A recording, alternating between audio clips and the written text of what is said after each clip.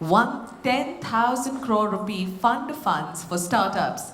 SIDBI is also a champion of entrepreneurship through its mission Swavalamban, and we are proud to have their partnership for the summit today. Sir, we invite your presence on stage, and it's truly an honor to have you join us today. Ladies and gentlemen, please put your hands together as we welcome on the stage Shri Raman. Welcome, sir. All yours.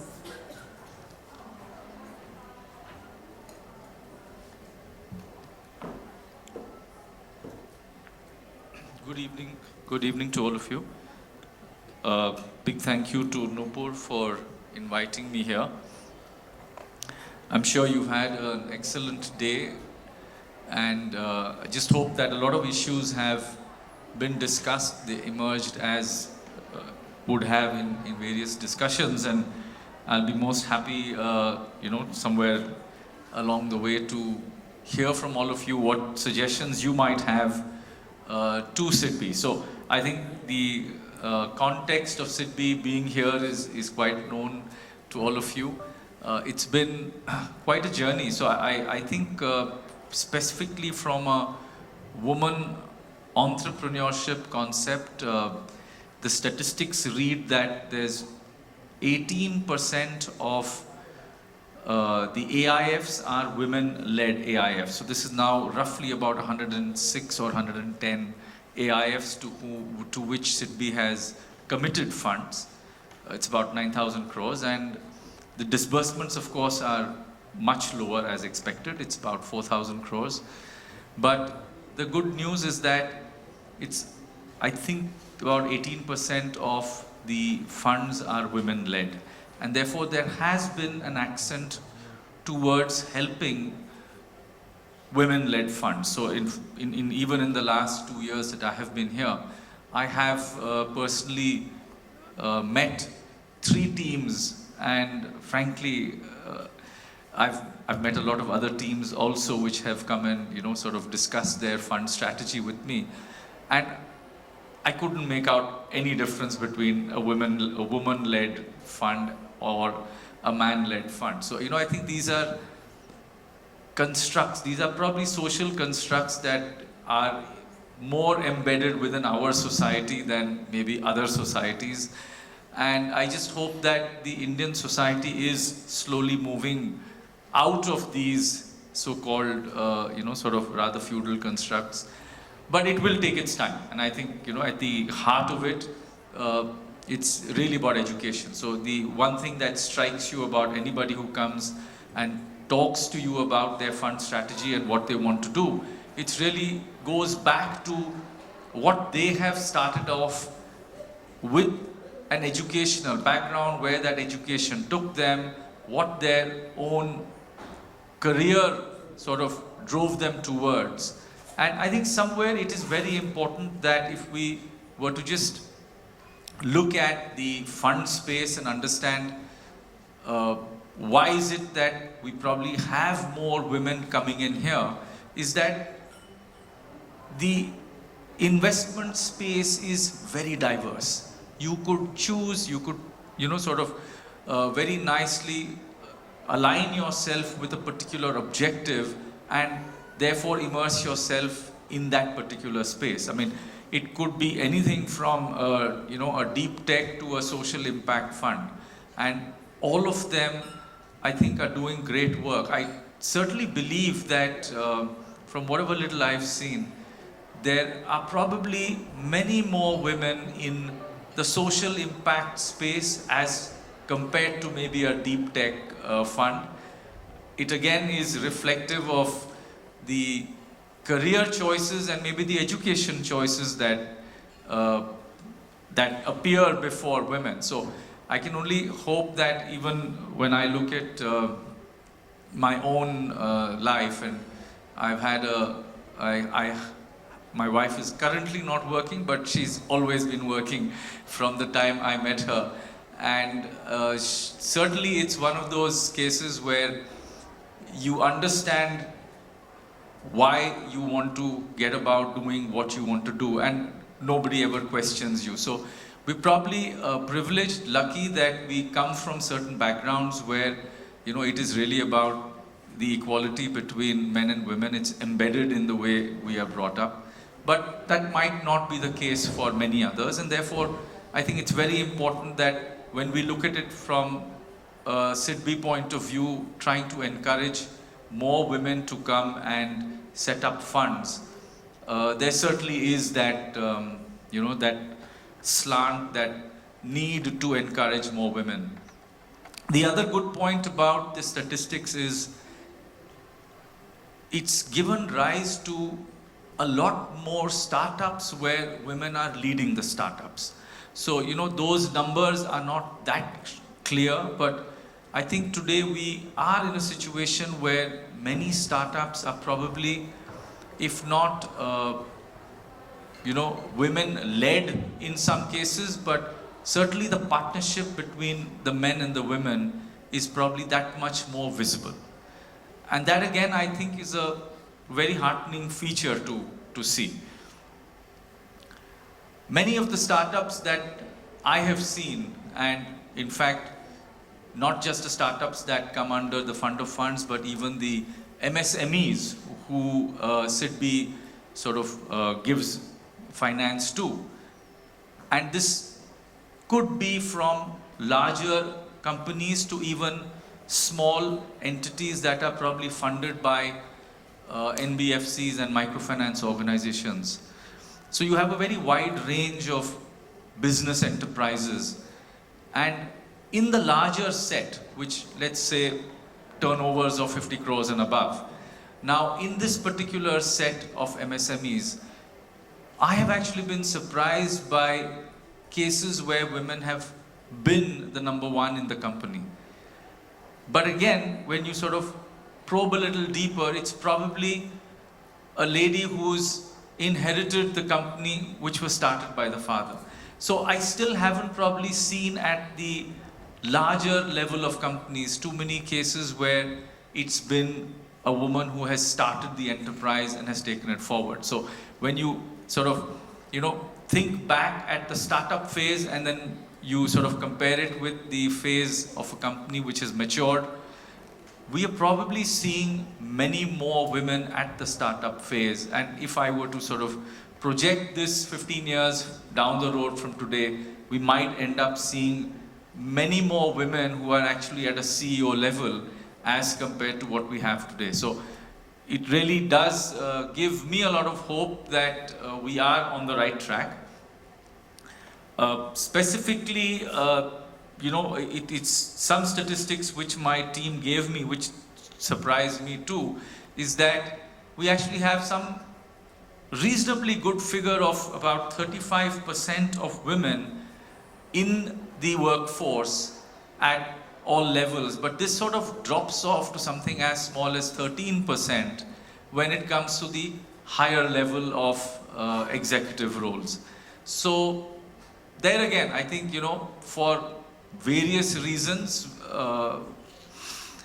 women might voluntarily be not sort of continuing with their careers. There could be, in many cases, probably just a lot of social pressures for them to not continue and give more time to the family. So this is really, again, we really do not have the answers, at least I don't. Maybe you have better answers, which I'd be happy to hear from you.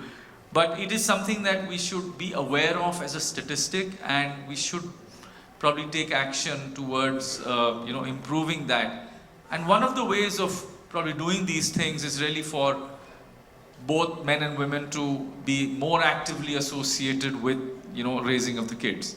And that is really one of the biggest, what I would call hurdles that would come into a woman's path in a society that expects the woman only to be sort of raising the kids.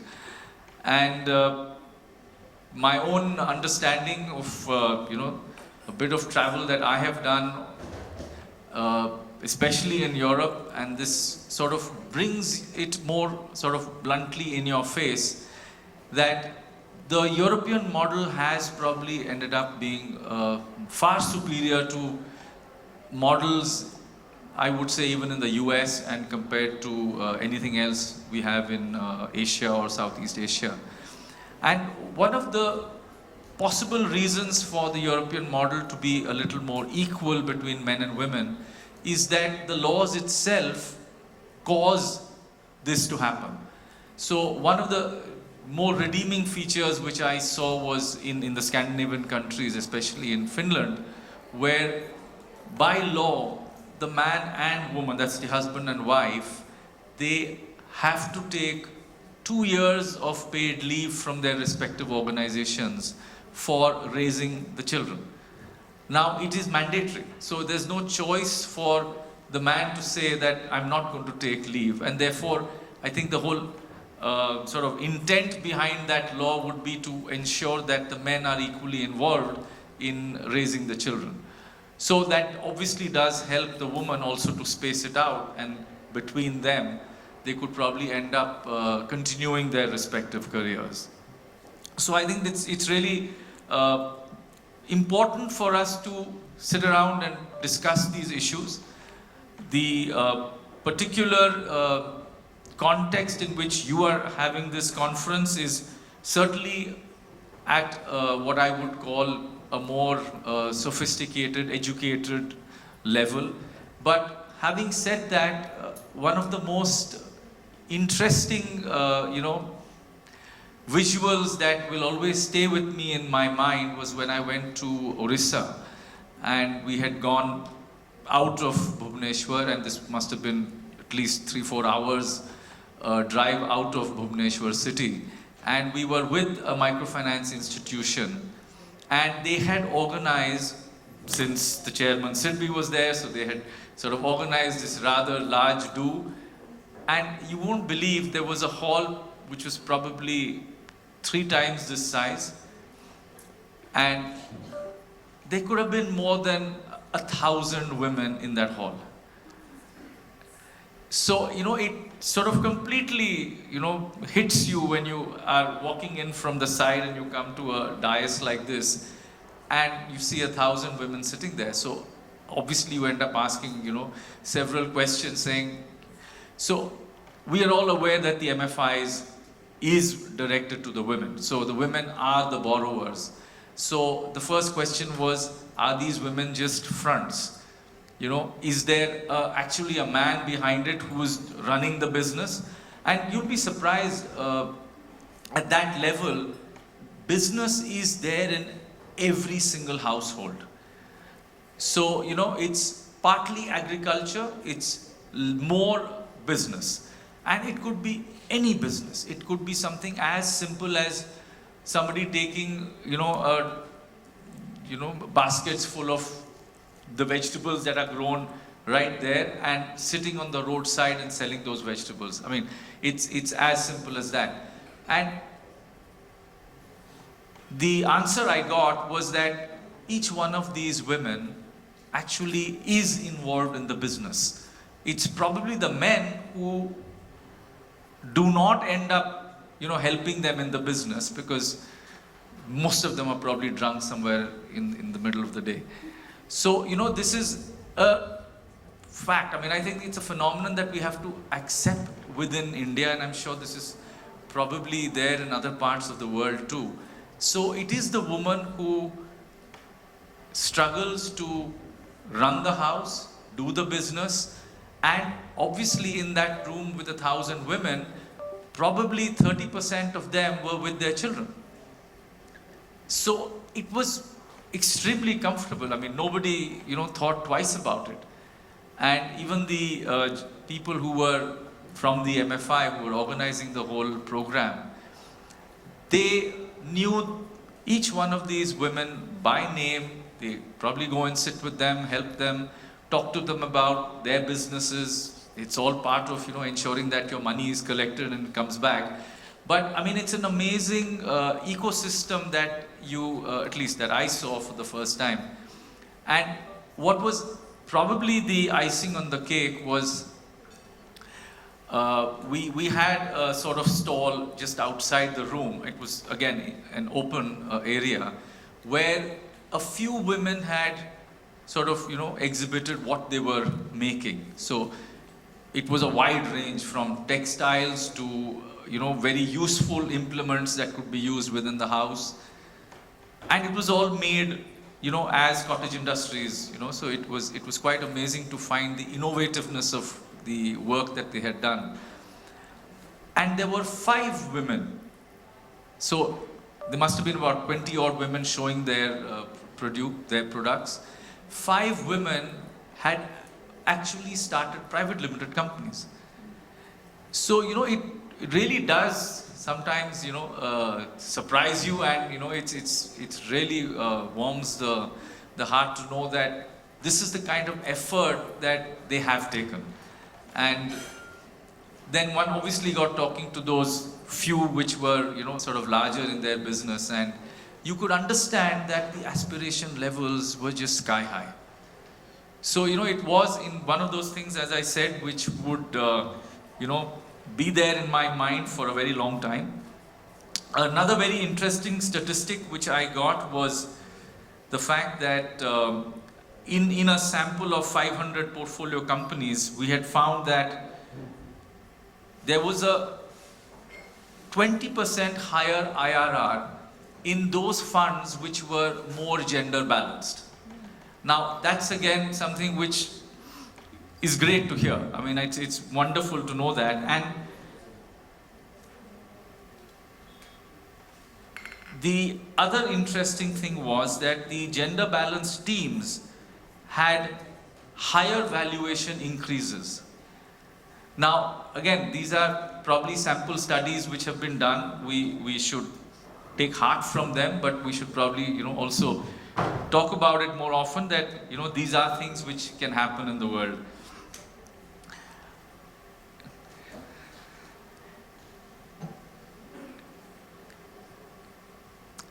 Just to sort of sum up and just give you a few highlights of kind of programs that we do at SIDBI. So we did a very interesting program outside of the fund space, which was in partnership with Google, and it was a 100 crore fund which was directed only at women entrepreneurs.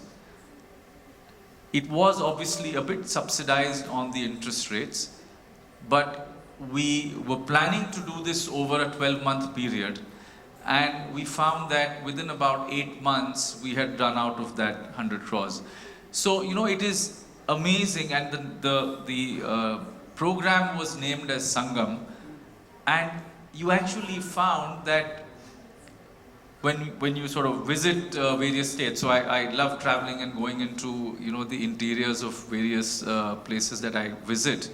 And we found that our partners, so obviously a lot of these programs are done with various partners. Some of them could be MFIs, some of them BCs. And we found that the kind of demand that was there for more funds to come under the program Sangam was truly amazing. Then we ramped up another program, because Google didn't give us more money, but we took it from our own balance sheet. And we ramped up a program which was really looking at providing money to small businesses which are between the ticket size of about 1 to 3 lakhs. And we found that in a quick time of 12 months, we've actually got 80,000 borrowers, of which 80% of them are women in that space. So again, it tells you that, we shouldn't get disheartened if women aren't, taking the top jobs in the top cities, but believe me, they're doing a tremendous job out there in the country, working at small businesses and growing them. So I think I'll stop there. Thank you so much for hearing me out. Great being here. Thank you. Thank you so much, sir, for joining us here today. We've got a beautiful hamper for you. It's filled with very special products, and we hope that you enjoy them. Thank you for your